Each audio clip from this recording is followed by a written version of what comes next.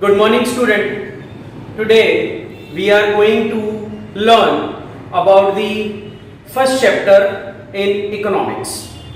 Previously we have learned about the second chapter, that is money and related to the barter system and about the inflation. Today we are going to learn about the how graphs in economics work and what are its parameter and how it is concerned with our 12th standard studies. So let us start with economics chapter 1, graphs in economics. What do you mean by graphs in economics? Here we are going to learn the meaning of graph. It is a picture drawn for complex information which is simplified with the help of statistical tools. That means in economics, graph is what? Graph is a picture which is drawn with the help of statistical tools with complex information are satisfied, or you can say simplified in the easy way. So in short, here we have to remember that graph is a picture drawn with the help of statistical tool. We can say graph is a picture drawn with the help of statistical tools. Now, second one is diagrams. What do you mean by diagram? Representation of the relationship between variables in a picture. In a picture, there are different variables. We have to find out the relationship between each and every variables. In the graph, you have learned there are data or variables. So in diagram, we will find out the relationship between the different variables which are presented on different axes, maybe y-axis and x-axis.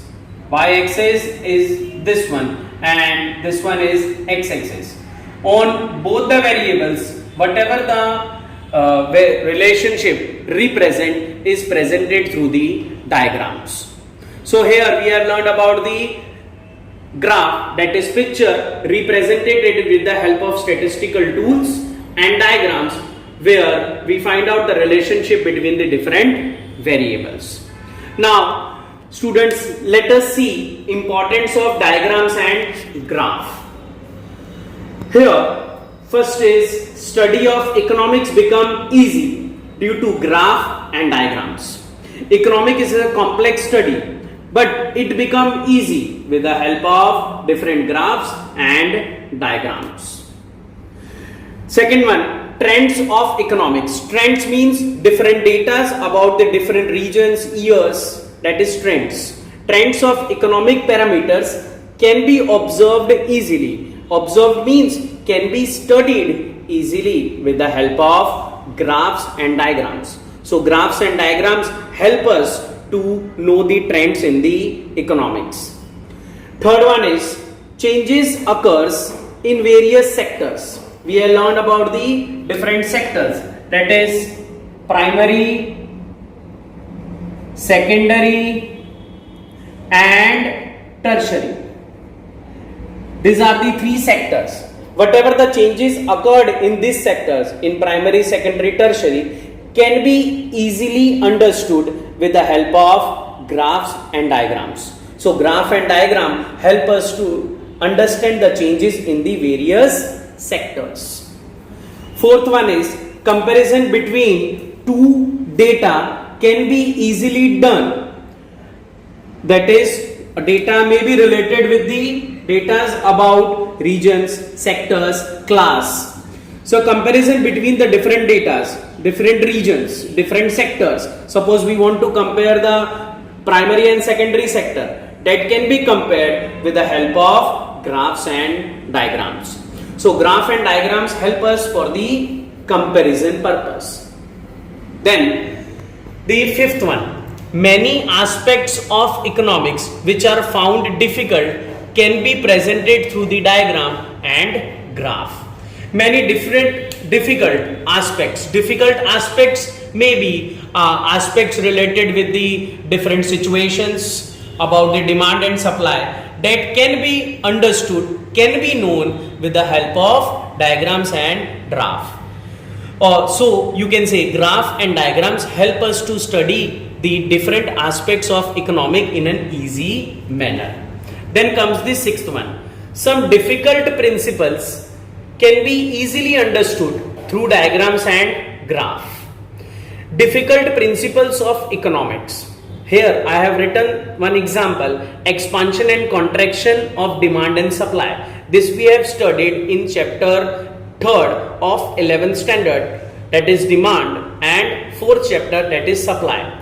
Expansion and contraction of demand are the principles, or you can say are the phenomenon that can be easily understood when we know the graphs and diagrams. Without graphs and diagrams, it is very difficult to understand the expansion and contraction of demand and supply. So students, here we have learned about the graph. What do you mean by graph and diagrams in the economics? And then how these graphs and diagrams help us to understand the different parameters of the economics. Now we will study about the how these diagrams and graph make us or help us to draw. There are the different aspects to be considered while drawing graph and diagrams. Okay? So different aspects. What is to be considered? Things to be considered while drawing the graph. So here are the informations which help us to draw the graph.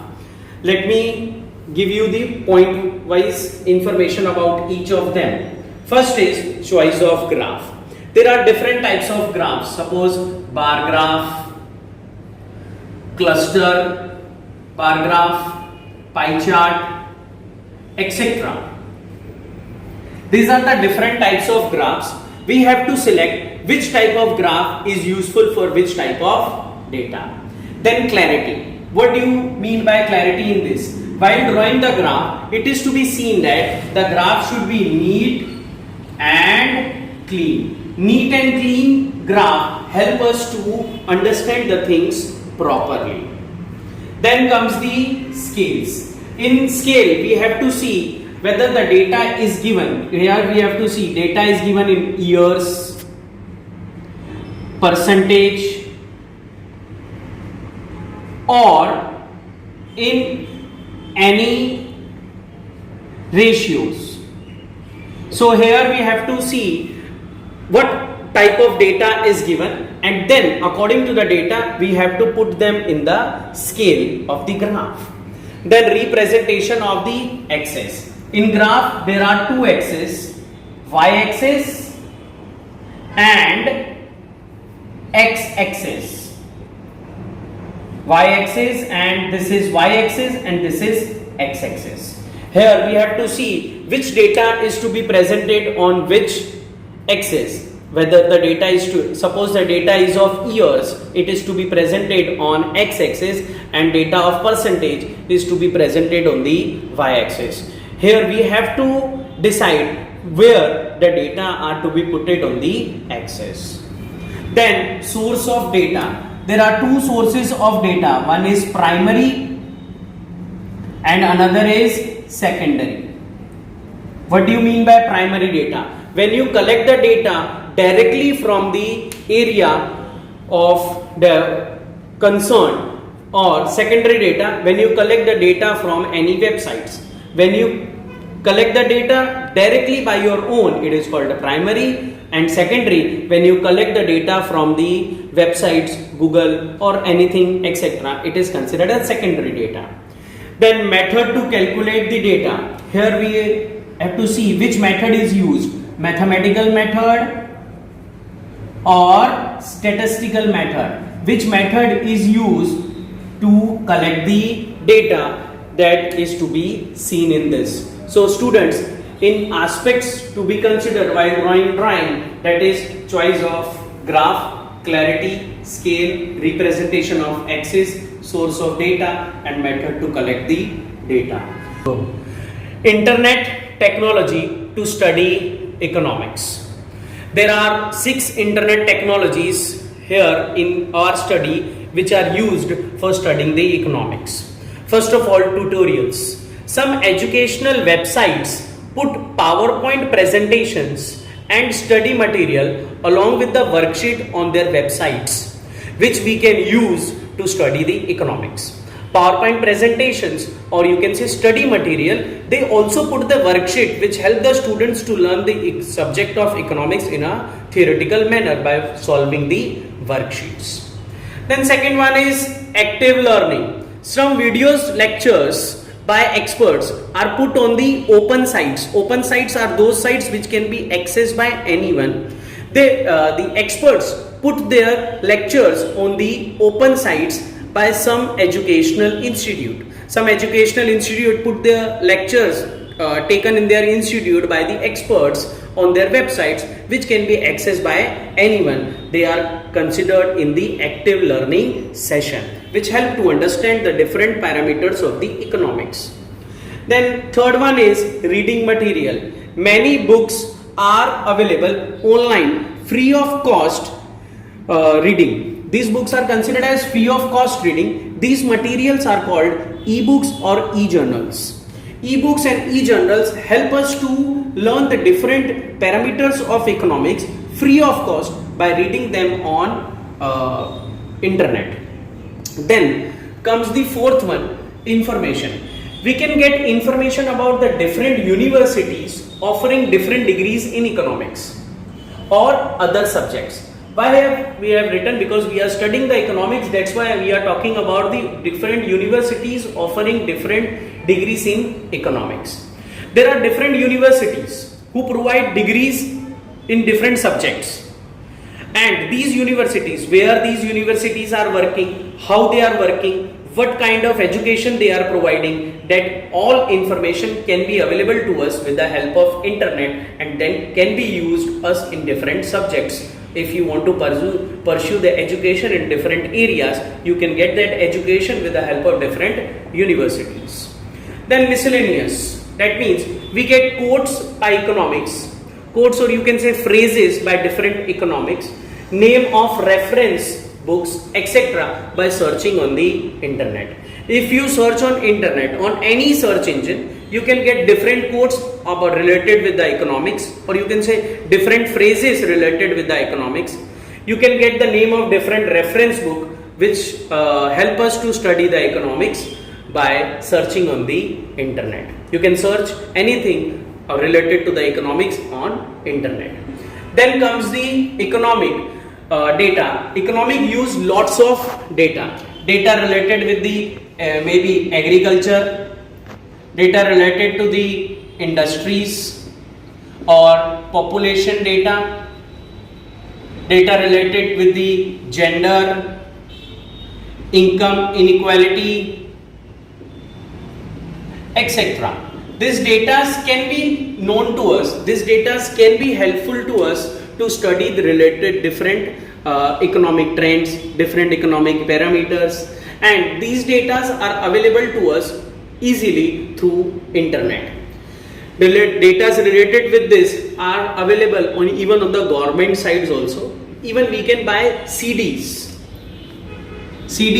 containing data related with census can be easily available. This data can be used by the businessman for doing the different kind of activity or for managing their sales and profit. But while using the data, we face some difficulty in using the data.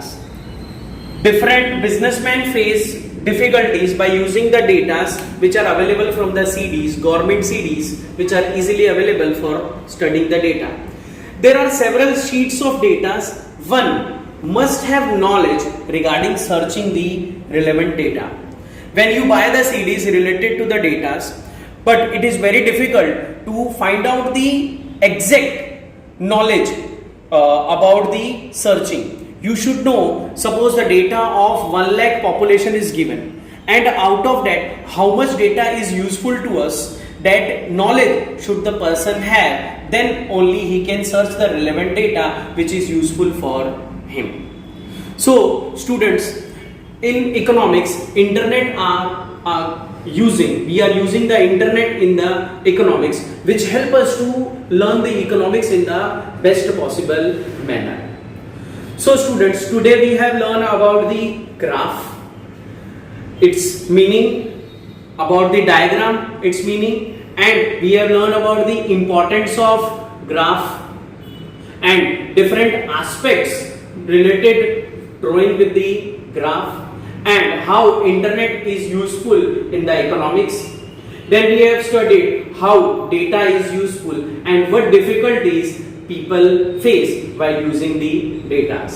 In the next lecture, we will learn how to draw different types of graph, bar graph, cluster bar graph, and about the pie chart. Thank you.